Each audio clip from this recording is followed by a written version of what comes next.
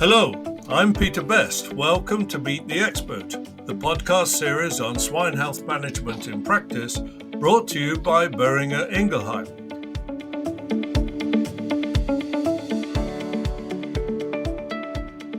This episode of Meet the Expert offers a glimpse of the future for the control of the porcine reproductive and respiratory syndrome, which we know better, of course, by its initials of PRRS or PRRS. Each year since 2014, Boehringer Ingelheim has sponsored its European PRRS Research Award program. This provides 3 grants of €25,000 each to fund chosen research projects that aim to answer finances of practical benefit in controlling PRRS. I'm pleased to say I'm joined by the leaders of the 3 projects selected by an independent panel to receive one of the 2020 European PRRS Research Awards. Let me introduce them, and then we can talk about the research they propose to undertake. From the Netherlands, we have Dr. Erhard van der Vries. Hello, Dr. van der Vries, and congratulations that your project has been selected for this award. Thank you very much, Peter. We should also congratulate Dr. Pia Heiselberg in Denmark. Thank you for joining us, Dr. Heiselberg. Thank you, Peter. It's a pleasure to be here. And our congratulations go as well to Dr. Guillermo Ramis in Spain. Hello, Dr. Ramis. I look forward to hearing more about your proposed project.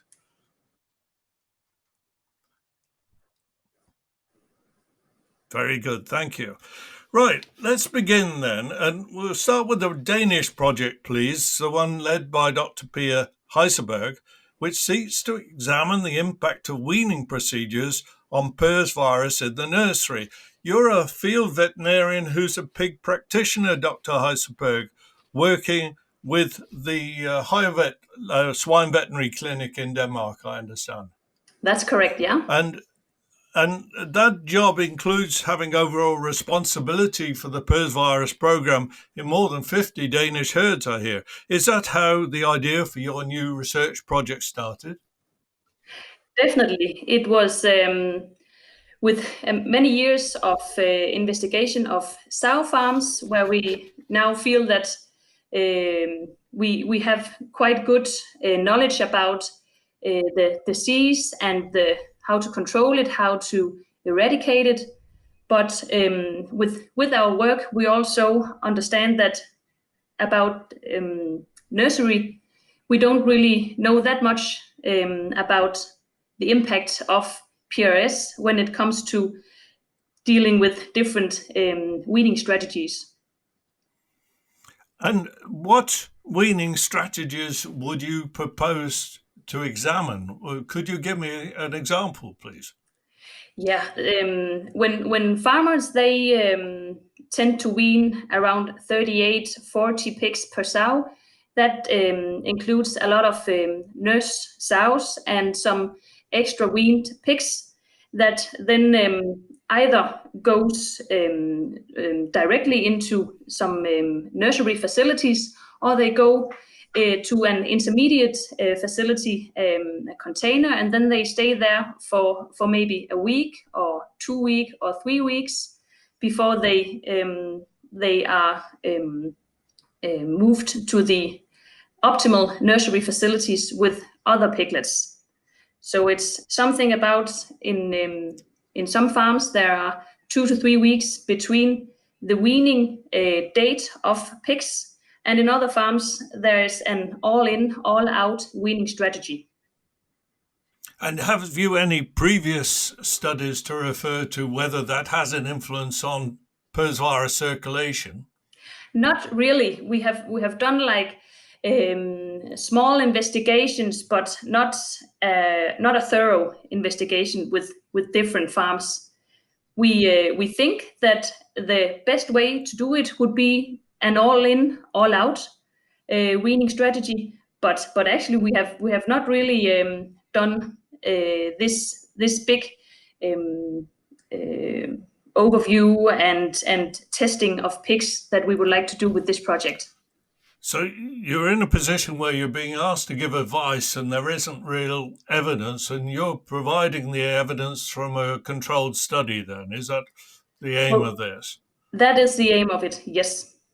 And to state the obvious, if I may, this would be in PRRS positive herds, obviously. It would be, yeah.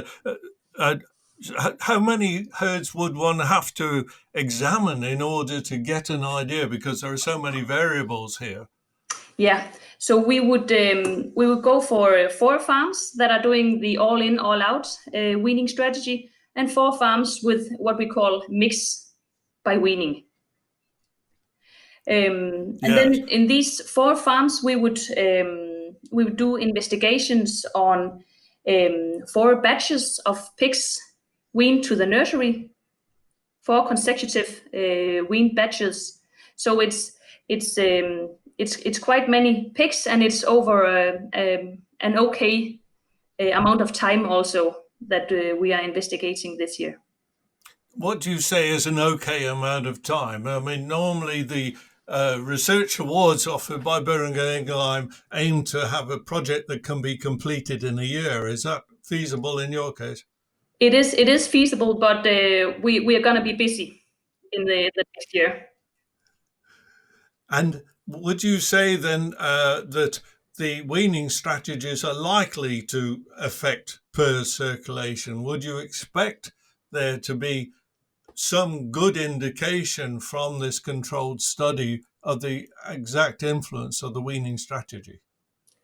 Definitely, because I would be very surprised if it would not be the best way to do it, this all-in, all-out strategy.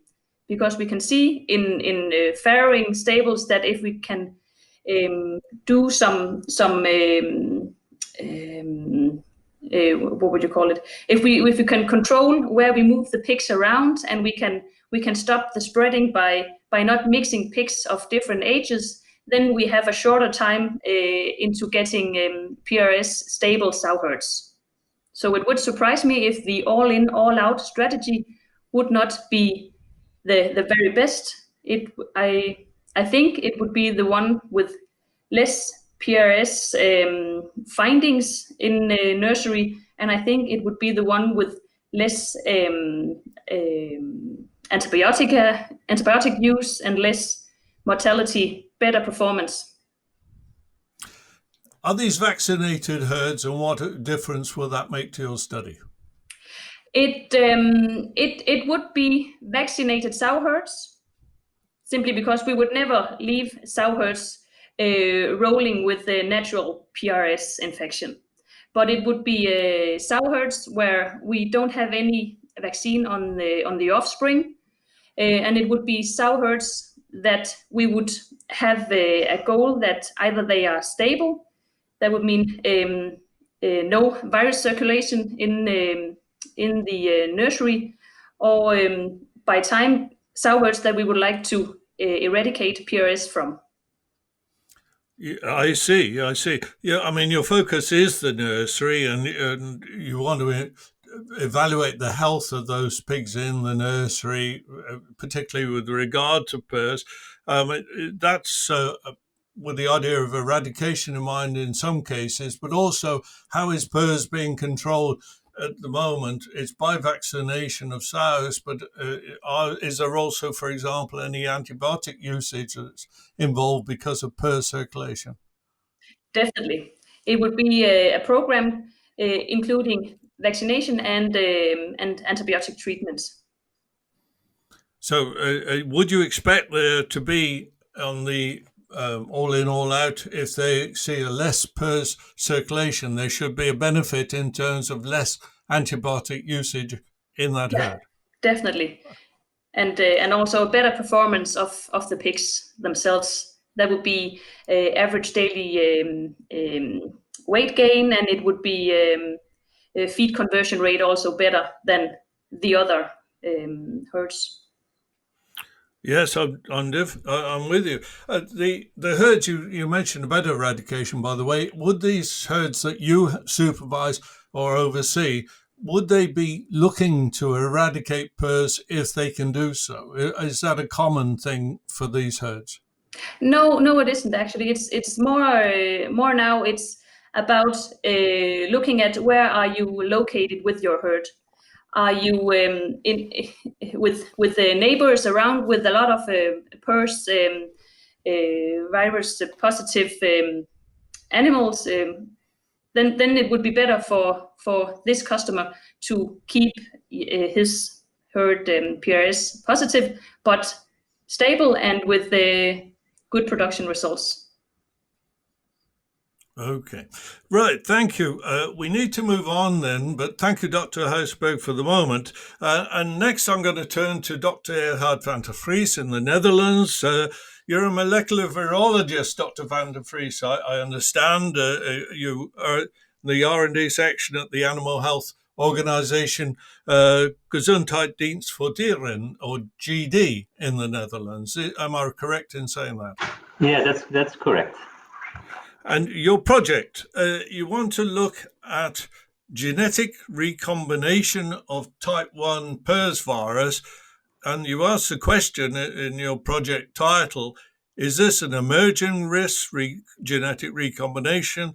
Is it an emerging risk or a hype? Is this a question that's being asked widely at the moment? Well, I think this project really builds on a previous project funded by Boehringer Ingelheim, the PRRS Award in 2018, which was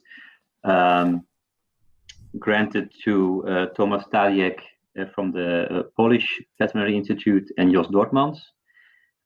What they did was they sequenced the genome of PRRS viruses circulating in Poland and in the Netherlands, and tried to see if genotyping based on sequencing the OR5 region, so a small part of the genome, if that is enough, or that you should sequence larger parts of the genome. So what they did is they sequenced a larger part of the genome, OR5 until ORF7, and what they found was that of the 140 viruses they sequenced, in 59 of the cases they found a so-called recombination event, meaning that there was a chimeric virus between a vaccine strain and a field strain. And this project really aims to sequence the complete genome and identify hotspots within this genome where recombination events occur. And from that on, we would like to answer questions which you gave to me. How important is it? How often does it occur? And how important is it for the epidemiology of the virus? Thanks. I'm going to take a step back, though, please. You specifically in your title refer to type 1 PRRS virus. How much previous work has been done on genetic recombination in type 1 or indeed in type 2? I mean, could you give me a little bit of background why you've chosen type 1? I think, but I'm not the expert. I think probably Pia and Guillermo could explain it better. But type 1 is the dominant strain in Europe, if that's correct. And would you agree, Guillermo? Would you agree with type 1 is the dominant strain in Europe?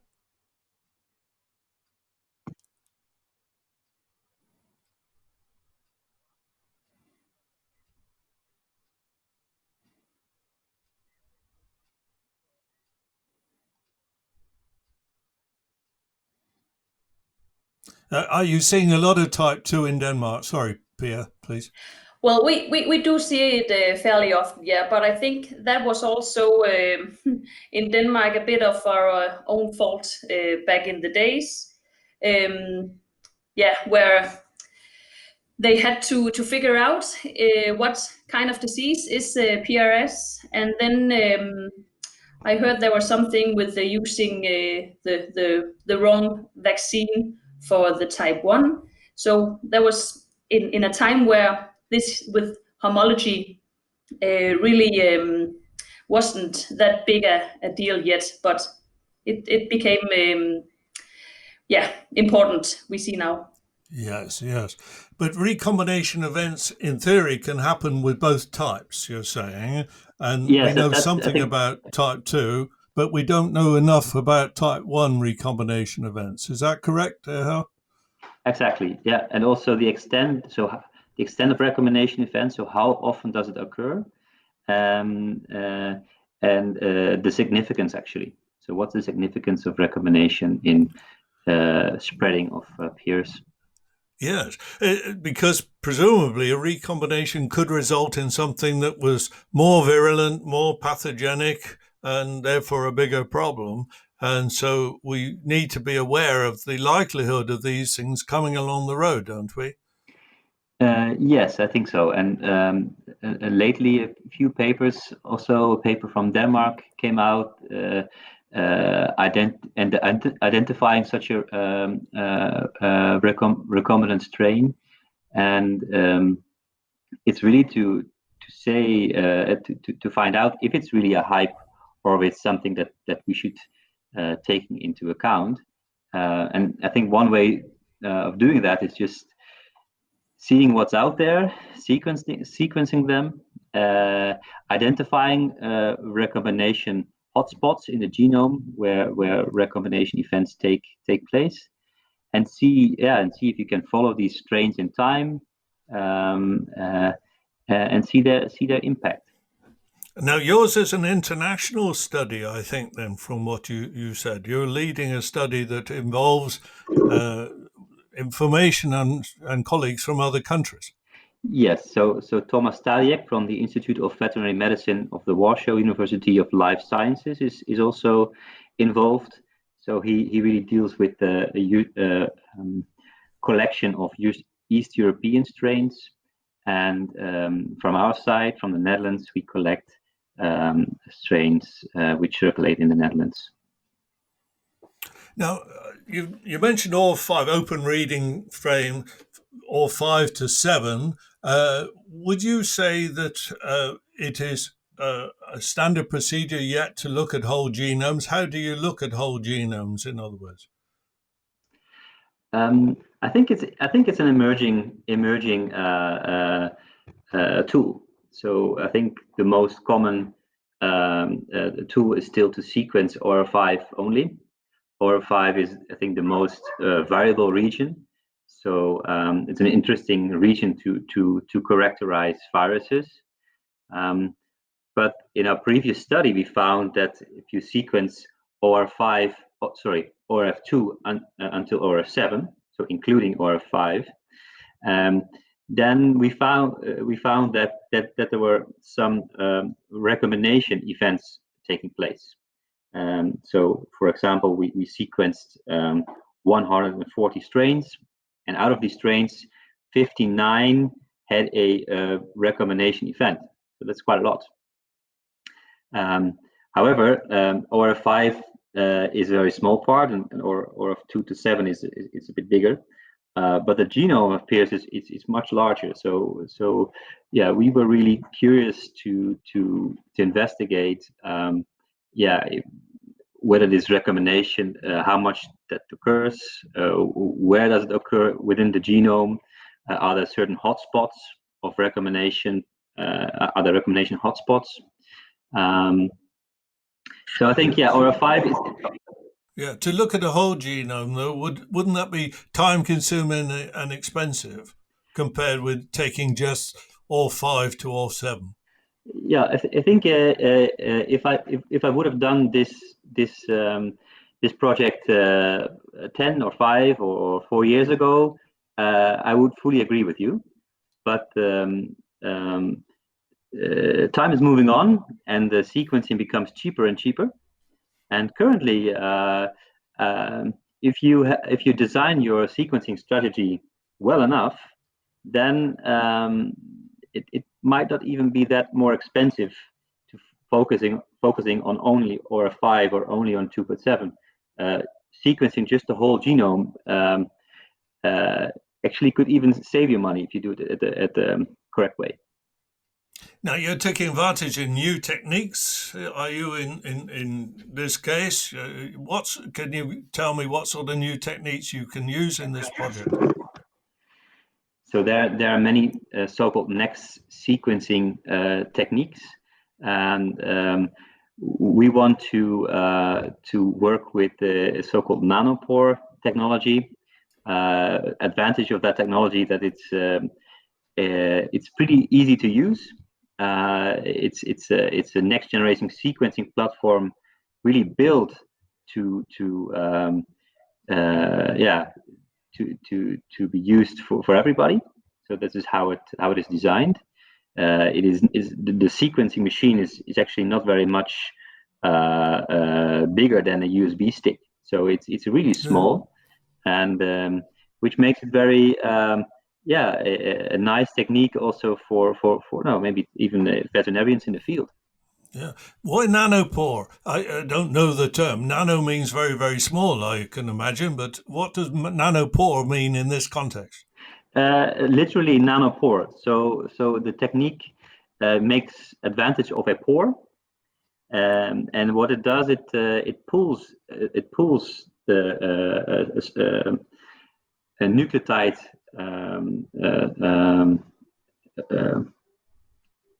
It pulls a stretch of nucleotides through a pore, and by doing so, it records the sequence. So it records the A, T, C, and G nucleotide sequences. So it pulls the strain through a pore, a nanopore, and by doing so, it records the sequence. So this is developed technology in other fields, or is it very new, or in all investigations of genomes? It's a new technique. On the other hand, it's being used by a lot of researchers, also in the virology field, so in the broader sense. For instance, it has been used during the Ebola outbreak in Africa, where complete Ebola sequences were generated using the nanopore technology in Africa, so in the field. And but currently, with the COVID pandemic, nanopore technology is broadly used to sequence SARS-CoV-2 genomes. It's a widely used technique. So we're really up to date with this research project of yours, using the latest technique in that way. What values and benefits you've said about, identifying how often recombinations occur and what is the result of those recombinations. Having got that information, how do we use it in future, please? Well, I think that's a delicate question. I think before we say something about how important the recombination is and how important it is for future vaccination strategies, for instance, I think it's really good to first find out how often does it occur and how important is it. And once you know that, then you can make these kind of suggestions and linking it to global epidemiology or vaccine strategies or eradication programs. I think we should first. As I said to Dr. Eisenberg, would you expect to get some results within a year of starting the project? I think so, yeah. So we already collected 74 strains, which we previously sequenced the ORF2 to 7. So these are already ready to go. So these sequences these viruses will be sequenced completely shortly. So that's the advantage of our project. But at the same time, we're going to collect also more strains, also from strains from farms that we previously visited to collect these strains, and that takes a bit more time. But key here is to design an easy strategy for whole genome sequencing of PRRS viruses. So that's our first goal.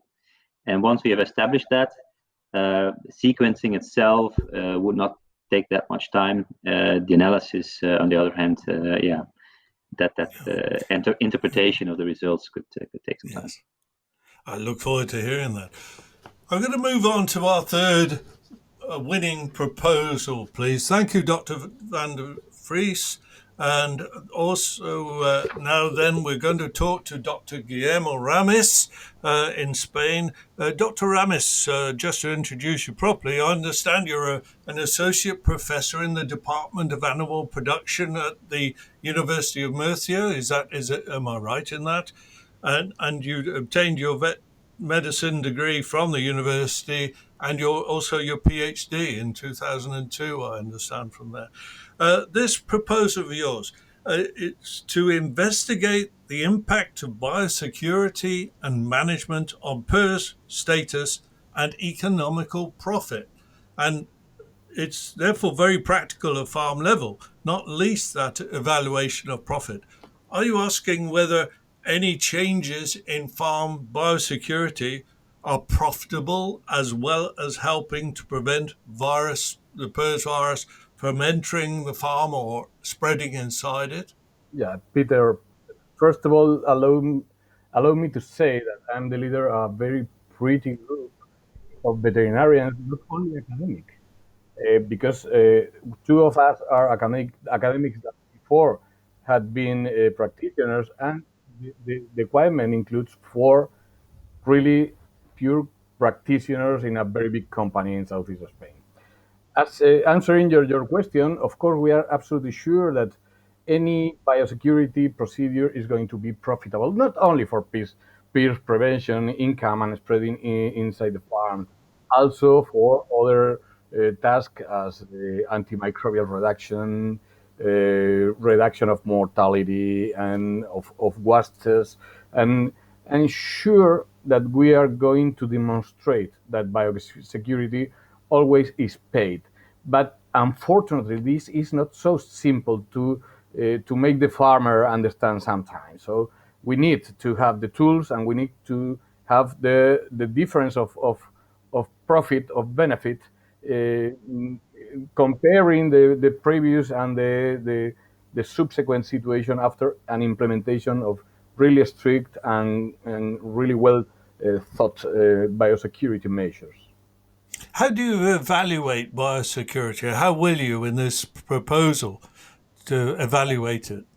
We are going to use an APP, an informatic tool that is called Combat, in which you introduce different parameters, and finally you get an evaluation of the farm that say if the biosecurity level is high, low, medium, and in this way you can start working and you evaluate really the weaknesses points in your farm and the start point to work with.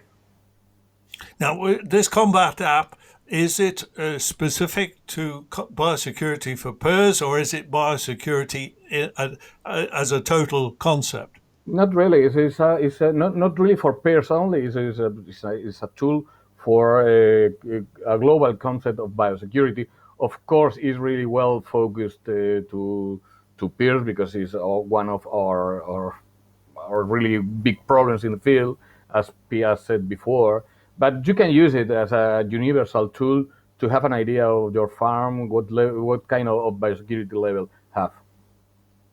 And you're going to be trying it on farms. Did you say in the south of Spain there's a network of farms where you'll be trying this, where you will evaluate their existing biosecurity, and then any changes that are implemented, you will evaluate those as well? Is that what you're doing? Yeah, we are going to evaluate and to find these weak points in the farms, and we are going to work in 2 senses. Well, really in 3 senses, 3 different senses. The first is the own evaluation of biosecurity, evaluation of production cost and productive parameters before and after. We are going to design facilities that could help to improve the biosecurity, docks, intermediate buildings to receive all the suppliers that the farm needs out of the farm. We are going to improve the hygiene of the people working in the farm. We are going to improve the circuits of cement development, and we are going, for example, to implement double fences to avoid the trucks, the truck of feed and the truck of animals go inside the farm. And we are going to develop managements together with the facilities. We want to change something, because we are living in the hyper prolific world, and we have incredible problems to manage this crowd of piglets. Every sow is farrowing. So we are going to refine very well all the procedures around the farrow and the perinatal moment, all the procedures with all the litters. We are going, for example, to implement the box in the back, to the box we use to put inside the litters to make all the management, teeth, roof, iron delivery, and all these kind of things. We are going to. Sorry, I'm going to interrupt you if I may. Sorry, you said box in a bag. This is for the processing of piglets normally in the farrowing room. This is what you're saying there. Normally, in the farrowing room, the workers use a box in which they put all the litter and make all the procedures for the piglets. Tail docking, that still is allowed, teeth clipping, iron delivery, and they get back the piglets to the pen. When they are processed, okay? Correct. Yes. But normally you use the same box for all the litters, and we are absolutely convinced that this is one of the way to spread all kind of diseases. The box in the bag is a very simple idea, that put a bag inside the box and remove it every litter, and you are preventing the spreading of the diseases. So it's a bag in a box, not a box in a bag, right? Yeah, okay. Well, really is really. I'm with you. Well, so you have that. You put a bar on transfer of infection when you're processing the piglets. So exactly. Is that widely practiced already in Spain, Guillermo? Is this again a new technique? It's really uncommon, and it's a new development we are doing, because it's absolutely uncommon in Spain. In Spain, as I said before, you can use the same. The people used to move the box all over the farrowing room with no more prophylactic measures. So we think this is a very interesting measure. And the other arm of the project is to assess exactly the status regarding PRRS. And we are going to make the classical approach, serology, PCR on serum, but also we are going to do PCR on tongue fluids from stillborns. We want to know if are born piglets carrying the virus, and which level, and if we see how decrease this prevalence in the newborn piglets with all the implementation of these measures.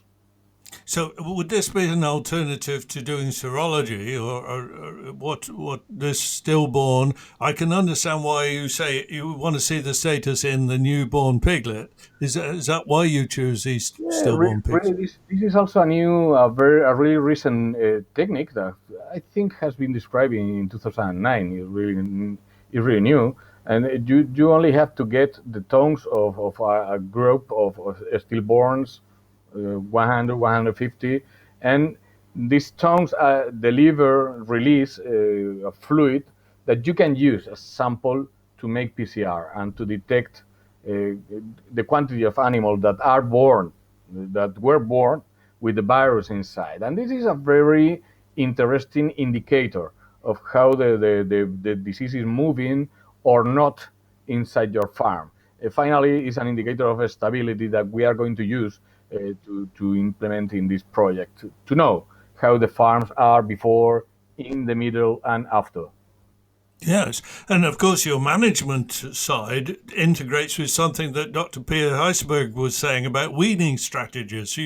You'll even have some information how farms compare on weaning strategies, will you? Really is very stable, the winning strategies. Probably this project could be linked with the PIA project, and this can be put together and implement new strategies of winning, because as I say, this is the moment of the hyperprolific, and sometimes the winning is a very weak moment, and we have some problems. But all of the farms of this company have the same strategy of winning, so we cannot see differences. We have selected farms with different sizes to be sure that the improvement in biosecurity is going to have the same impact regardless the size. This is an interesting point of this project. So how could you give me the size range, please? Yeah, we are farms? going to manage farms from 500 sows up to 3,100 sows. So we have a very wide range of sizes to be sure that this procedure can be implemented at any size. And currently they range also in their biosecurity strategies and level of biosecurity, do they? We know we have different levels of biosecurity by sure, because some farms are really good new farms, and other of these farms are a little bit old and not so good. So we are sure we are going to have a range of biosecurity levels in order to have more idea of, depending on the improvement of the biosecurity, how can improve the profit of the implementation of the measure. Yeah, as a farmer, yes, that's what I want to know. Eventually, if I spend money on biosecurity, will it improve my profit? Of course, and my performance, my physical performance. Exactly. Not only that, the farmer also want to know if it's good to implement the same biosecurity in all farms, because sometimes the own farmers say, okay, in my new farms probably is not going to have any impact. And when you make the evaluation, you say, okay, it's new, but have some biosecurity breach that we should cover in order to avoid the effect of the virus. But this only can be demonstrated with figures, with numbers, and with increases of profit. Is the only way to combine the farmer. Right. And there isn't an equivalent study from other countries which gives a comparison in that regard? Yeah, sure. We have read a lot of biosecurity. There are, but you know, Peter, what's interesting is that there is no a universal way to measure the biosecurity. You can find very different systems to measure biosecurity. So sometimes it's not so easy to extrapolate the information you read in the literature to the reality of your farm. So we have decided to get one objective and simple way to evaluate the biosecurity and start since that point. But of course, we have read a lot of biosecurity and the goodness of biosecurity. Practical and useful, Guillermo. I look forward to that as well. I'm afraid to the three of you, I have to end this podcast. I would like to discuss these projects with you more, but thanks to our three award winners, the projects for the 2020 European PRRS Research Awards from Boehringer Ingelheim. Thank you also to our listeners for joining us today, and we will be producing more podcasts in the Meet the Expert series, but for the moment, many thanks and goodbye.